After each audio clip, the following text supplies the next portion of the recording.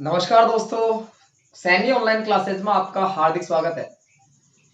चलेंगे आज अपना मैथ का टॉपिक नंबर सिस्टम। पहले भी पिछली क्लासों में आपको चार पांच टाइप आपको बता चुका हूं और आज भी एक नई टाइप को लेकर आपके सामने हाजिर हो। यह मैथ्स आपकी बेहद आसान है मेरे दोस्तों, यदि आपकी बौद्धिक शक्ति का विकास कर दिया जाए।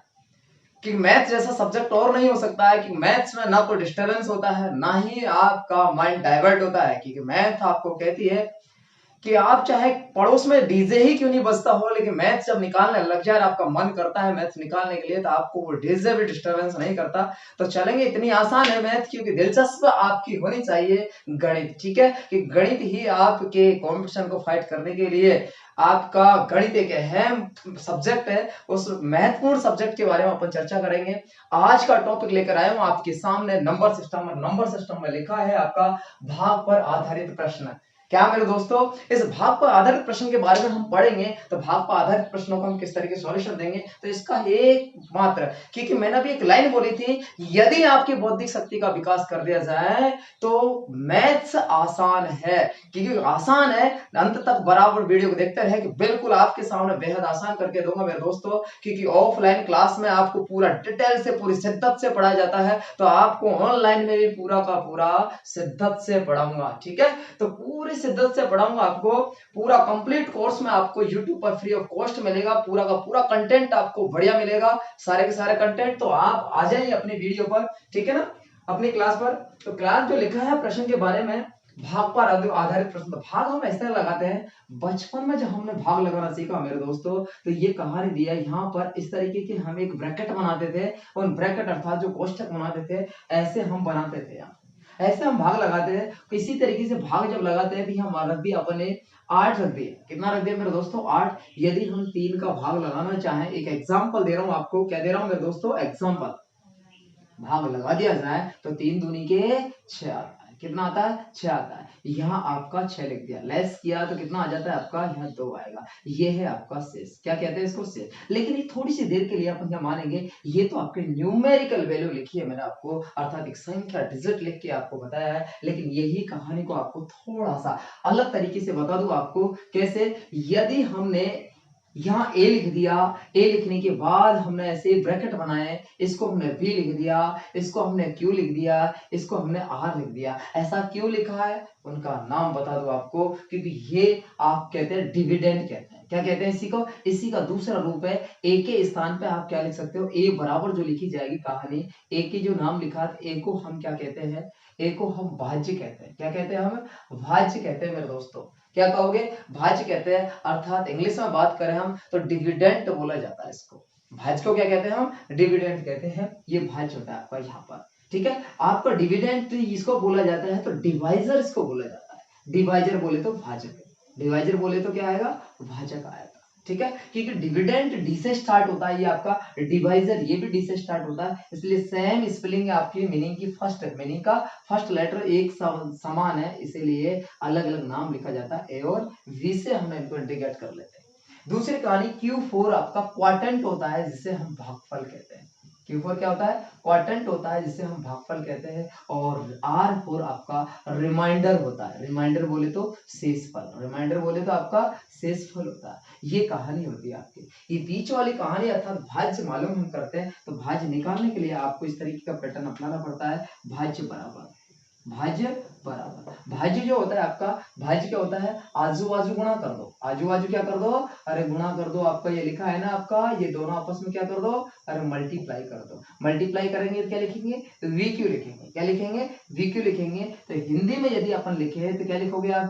भाजक गुणा भागफल। भाजक गुणा क्या लिखोगे? भागफल। ये लिख दिया भागफल। ठीक है, और आप जाते जाते क्या कर दीजिए? शेषफल को जोड़ दीजिए। शेषफल को क्या करेंगे? जोड़ देंगे।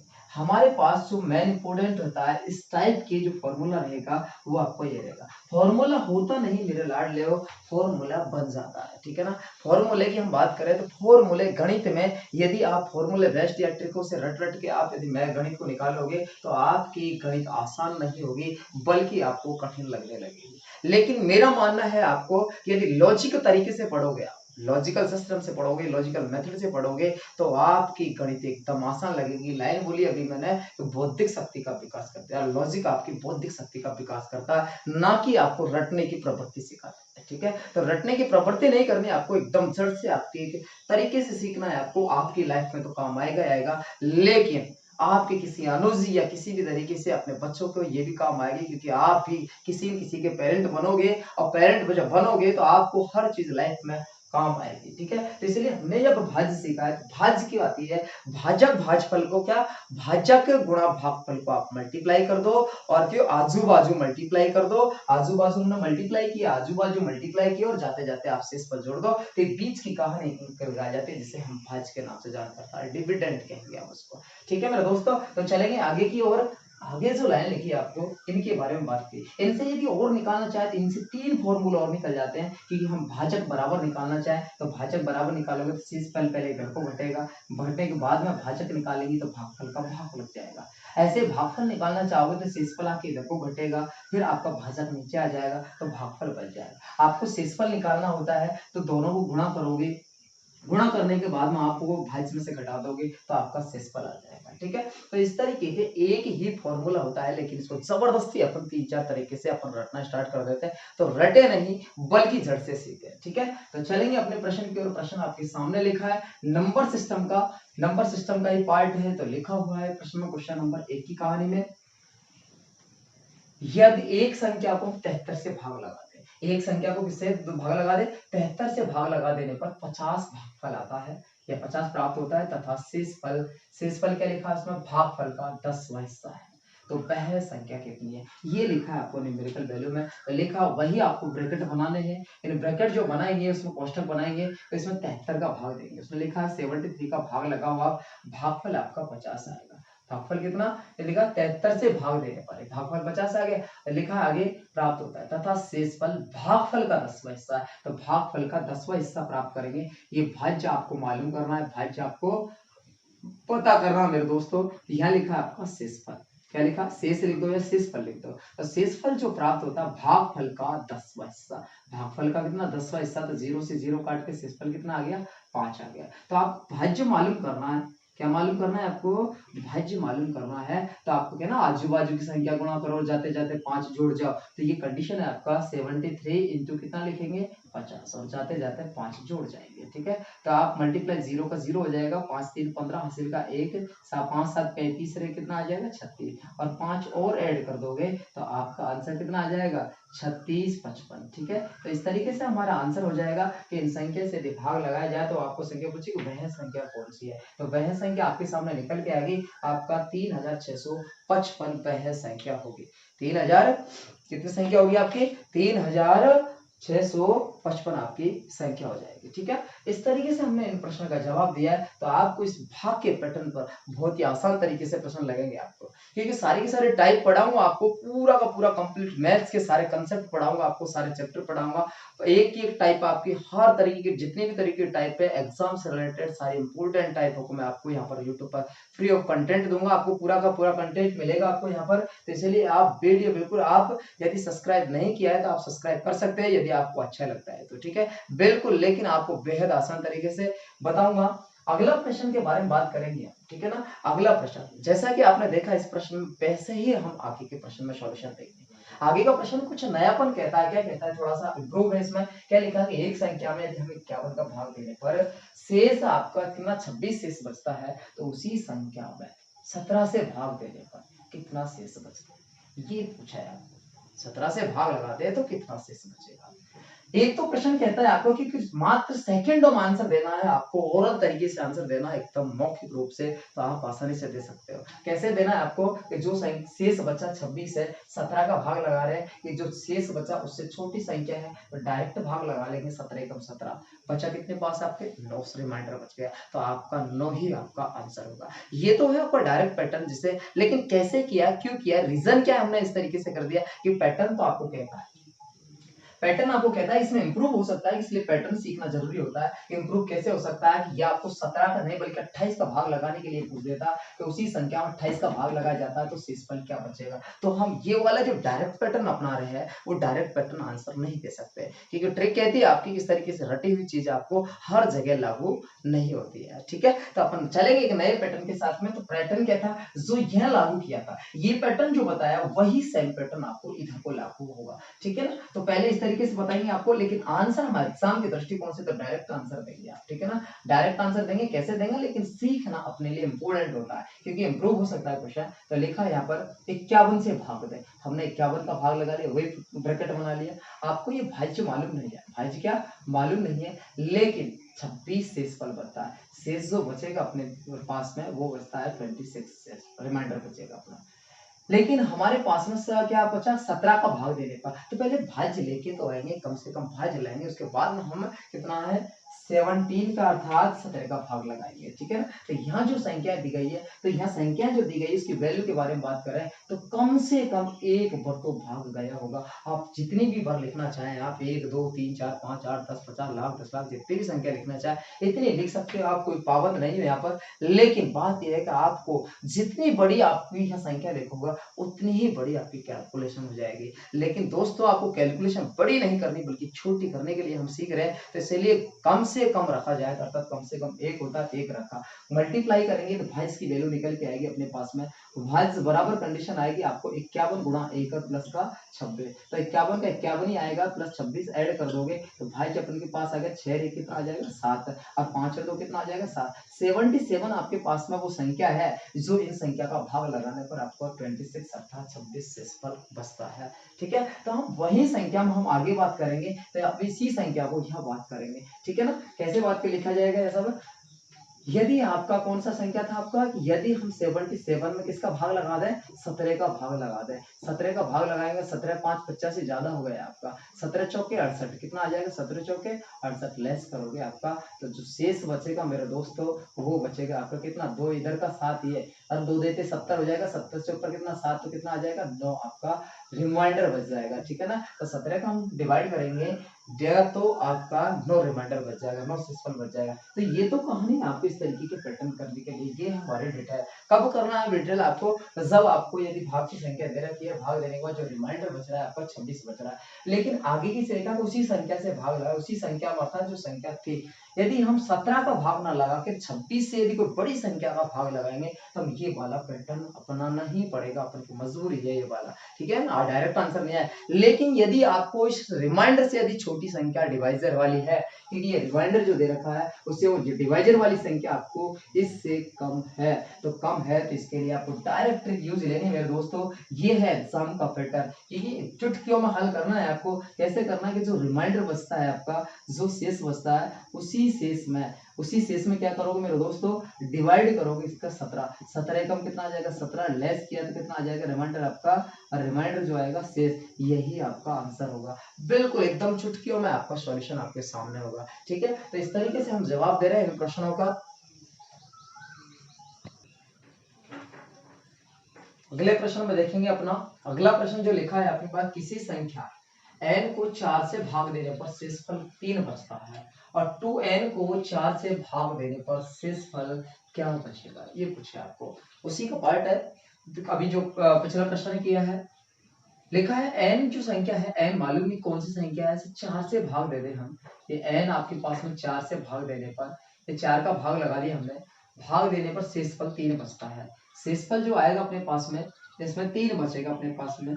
लिखा है ये n था, n में हमने 4 का डिवाइड किया है तो आपकी रिमाइंडर 3 बच रहा है, शेष जो बचा अपने पास में कितना बचा 3।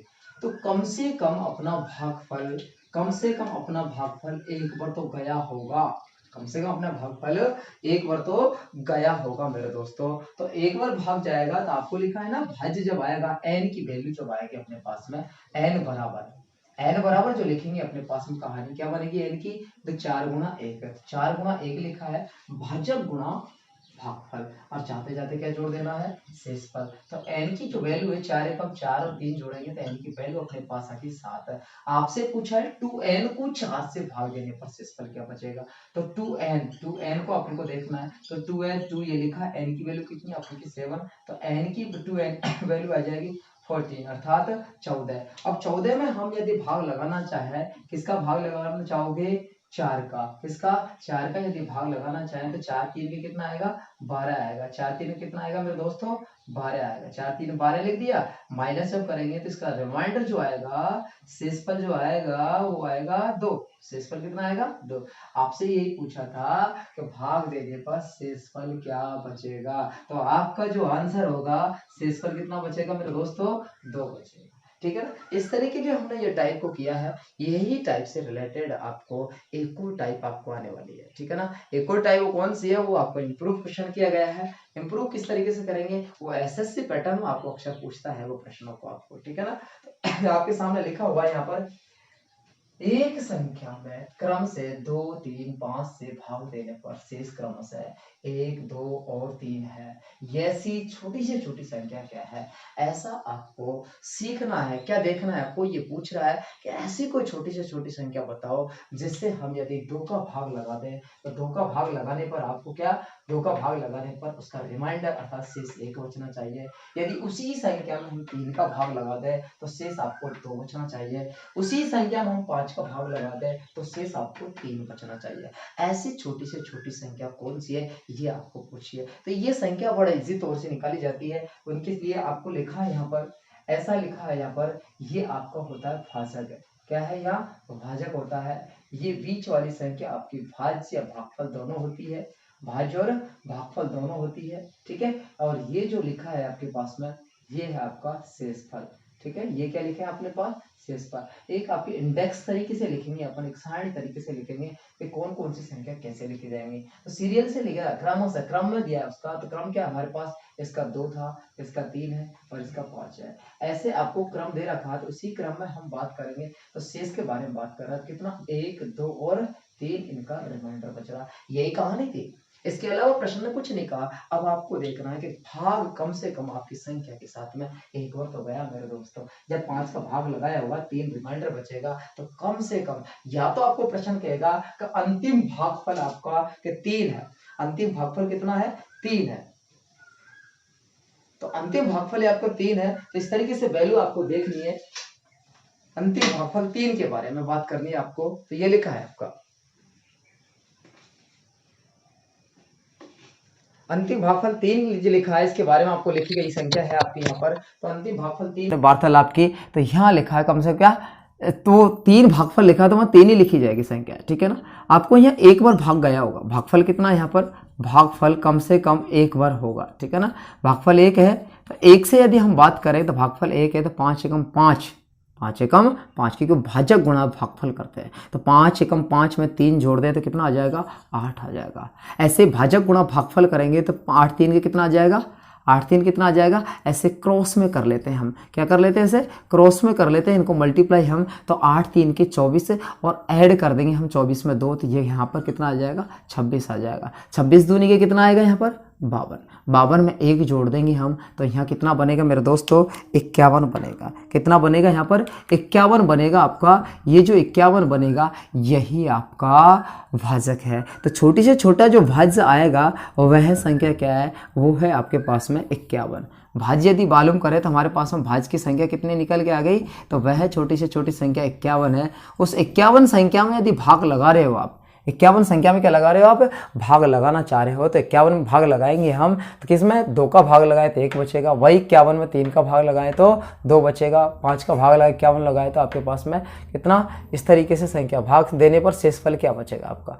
ठीक है। 26 दूनी के 51 नहीं, बल्कि 26 दूनी के 52 रे 53 होता है। ठीक है ना, या मिसिंग हो गई थोड़ा सा। 26 दूनी के 52 रे कितना, 53 होता है। तो यहाँ आपका जो वैल्यू आएगी वो 53 आएगी। इन संख्या को इस तरीके से आपको हल करना। लेकिन थोड़ा सा पैटर्न यदि आपको बढ़ा दिया जाए, क्या, थोड़ा सा पैटर्न बढ़ा दिया जाए, इसमें और क्वेश्चन लगा दिया जाए थोड़ा सा, क्या, यही प्रश्न, यही टाइप आपको थोड़ा सा इंप्रूव करके एक नयापन दे सकता है आपको। तो कैसे नयापन देगा उस चीज को आपको सीखना है। कैसे नयापन देगा, यहाँ पर ये जो लिखा है आपको ऐसी छोटी से छोटी संख्या जो लास्ट लाइन लिखी है इस लाइन को हटा देगा।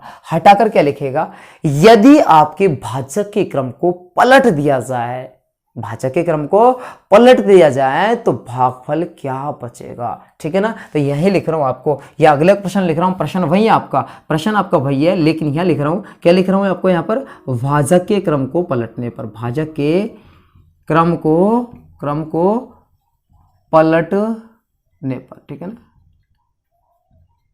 भाजक के क्रम को पलटने पर शेषफल होगा, शेषफल होगा। ठीक है, ये लाइन यदि आपको लगा दी जाए, कौन सी जगह, आपको ये जो यहाँ ब्लू कलर की लाइन डाली है उस जगह इसको हटाकर ये लाइन रख दी जाए तो आप सॉल्यूशन किस हिसाब से दोगे। ठीक है ना, तो ये आपका वही से कंडीशन लिखेंगे कि आपको ये लिखा भाजक, क्या लिखेंगे यहाँ पर, भाजक लिखेंगे मेरे दोस्त।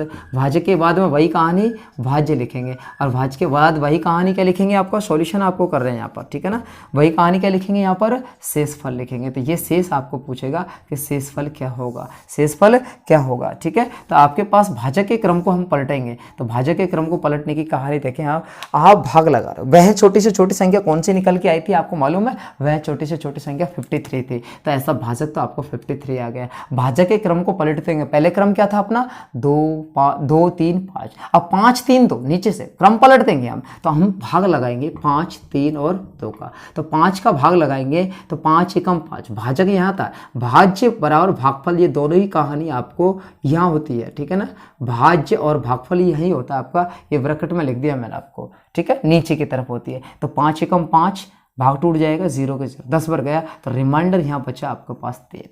ऐसे 3 का भाग लगाओगे 3 3 के 9 भाजक, और शेष क्या बचा आपके पास 1 है। ऐसे 2 का भाग लगाओगे 2 एकम 2, तो शेष क्या बचा आपके पास 1। तो आपका जो भाजक होगा, क्या जो नया जो शेषफल आएगा सीरियल से, जो नया शेषफल होगा वो शेषफल होगा क्रमशः, क्रमशः क्या होगा 3 1 1, क्या आंसर आएगा आपका 3 1 1 आपका आंसर होगा। इस तरीके से हम इन प्रश्नों के जवाब देंगे, इस तरीके से आपके प्रश्नों को बड़े आसान तरीके से आपको पूरी की पूरी मैथ्स करते रहेंगे मेरे दोस्तों। ये है आपकी संख्या पद्धति का एक पार्ट बताया है, भाग पर आधारित प्रश्न। ठीक है ना, तो हम एक अगली क्लास में मिलेंगे। यदि आपको वीडियो अच्छी लग रही हो तो आप वीडियो देखें, अपने दोस्तों को शेयर करें, जिससे वो अपना अच्छा एक कंटेंट ले सके, अच्छी चीज़ सीख सके, उनको टाइम पे मिल सके।